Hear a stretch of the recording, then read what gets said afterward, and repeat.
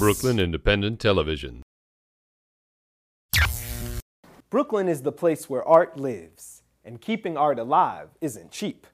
From educational programs in schools to grants for working artists, the Brooklyn Arts Council is there, and they get by with a little help from their friends, as Nia Ham learned at their recent benefit. Brooklyn's Bell House really was alive with art at the Brooklyn Art Council's annual benefit in March. Staying true to this year's theme, the ballroom was filled with artists from various backgrounds and artwork of different genres. I'm a contemporary painter. I do usually mural scale work. In modern idiom, some figuration, some abstraction. Usually it's together in the same picture. And why are you here tonight?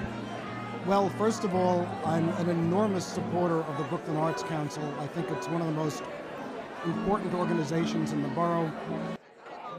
Brooklyn is known to many as a blossoming nexus of great art and artists. But for many, creative skills are not financially rewarding. Exactly how is this benefit tonight going to help the Arts Council in the future? Well, this benefit is something we do every year. It's our Alive with Art benefit, and it raises funds that keep the Arts Council going all year long. Most of what we do is offered to the public and to artists for free or at very little cost. We do hundreds of public programs in every artistic discipline all year. We give out grants, we offer workshops, and we provide a lot of arts education in the schools, and we can't do it without support from the people of Brooklyn. The Brooklyn Art Council's mission is to support the art community. Proceeds from the annual benefit go to keeping art alive in the borough. We are at a point in time where the arts are exploding in this borough. We're the cultural capital of New York City. We have thousands of artists, hundreds and hundreds of arts organizations, and our role is to make sure that they are served. We put over $1 million into their hands this year in terms of work and employment opportunities and teaching opportunities and grants.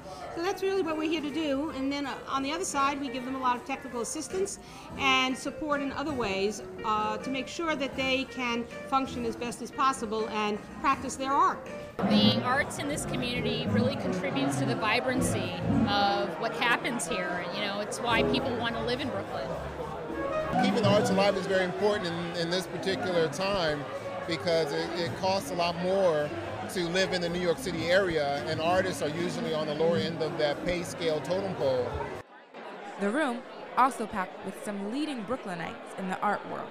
This year's honorees, newspaper editor and ardent art supporter Michael A. Armstrong, artist and Moore College of Art and Design board member Jane Willentis, and world-renowned African pianist and composer Randy Weston.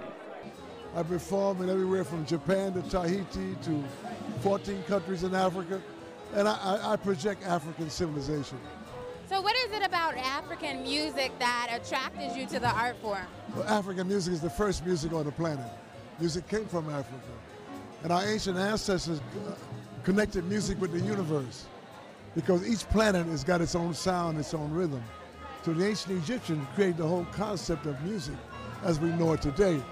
And being a musician, I always want to find out the beginning of things. So I lived in Africa 7 years. What country? I was in Morocco. Mr. Weston is also participating in the Art Council's year-long Black Brooklyn Renaissance program. Throughout this year, hundreds of events will honor the contribution of Black art and Black artists to Brooklyn and the art world. And I know you're participating in the Black Brooklyn Renaissance series. Can you tell us a little bit about what you'll be doing during that? Talking about my experiences in Africa, my experiences growing up in the Black church in Brooklyn, and the jazz and the calypso, and talk about my life. Because for me, music is a spiritual force coming from the Creator. And once we understand the music of our people and how much Africa has contributed to world civilization, I think it might be a different world. For Mr. Weston, music is a universal language that links different people and cultures together. Weston is one of many artists who understand the Brooklyn Art Council's contribution to the borough's art community.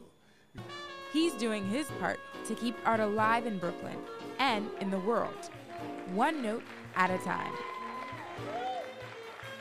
For Brooklyn Review, I'm Mia Hamm. Brooklyn Independent Television on the BCAT TV network.